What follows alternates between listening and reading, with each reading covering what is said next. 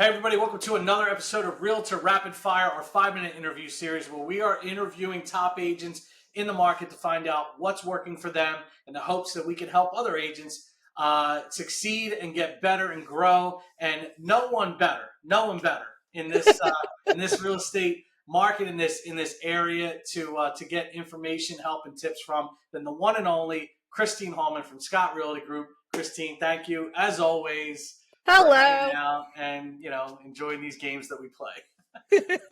Well, thank you for having me. I appreciate it.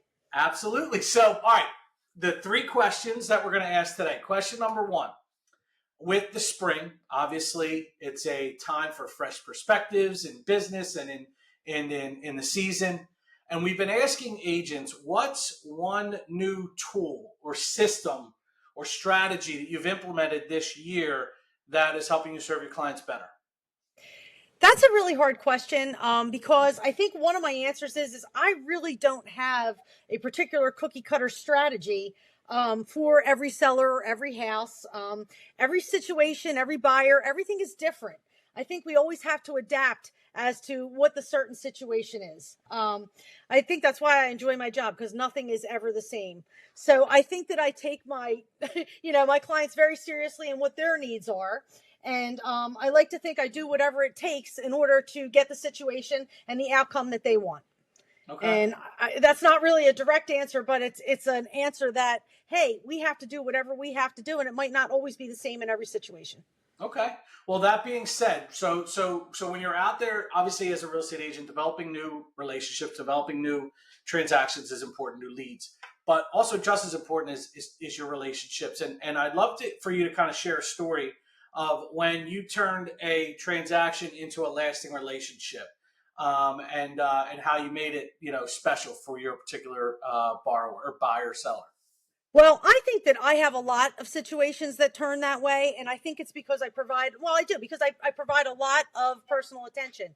I really pride myself on being available to my clients, whether they be buyers or sellers. Mm-hmm. And in the end, we spend a lot of time together, like whether it be on the phone or in person looking at houses, whether we're texting back and forth doing the entire transaction. I think that I just wind up really, really liking and caring for my clients. And every one of them? Almost every one of them. I know you're out there, people. I know that now. And that's not true either. I haven't had anybody in the last year that's want to make me quit. None. No, I've been really, really lucky. And I do take my job really seriously because I care about these people and I want to make sure that they make the right decisions. So not just like being available. That's obviously important. But what are some other things that you do to really convert it into a relationship? Do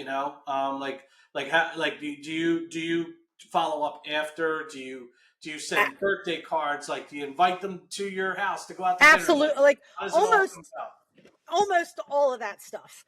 I mean, I love to go to lunch with my clients after the fact. I love to send them like, what do you need? How's it going over there? I make the phone calls, do the texts. Holidays, we always follow up. Christmas is one of my favorite things. So I follow up with my past clients quite a bit. And unfortunately, some of them move away and you don't get to see them as much as you want to, but there's always the phone, and texting's great. Even the sending the little memes, I think people miss me when we're done. I think they go, oh my God, I have a good couple months without Christine. I believe that. Your energy, it's fun to have around. That's for sure. Thank you.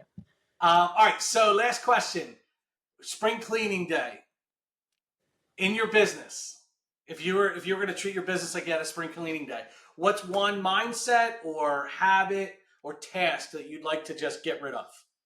Well, in my business, we go to lunch a lot.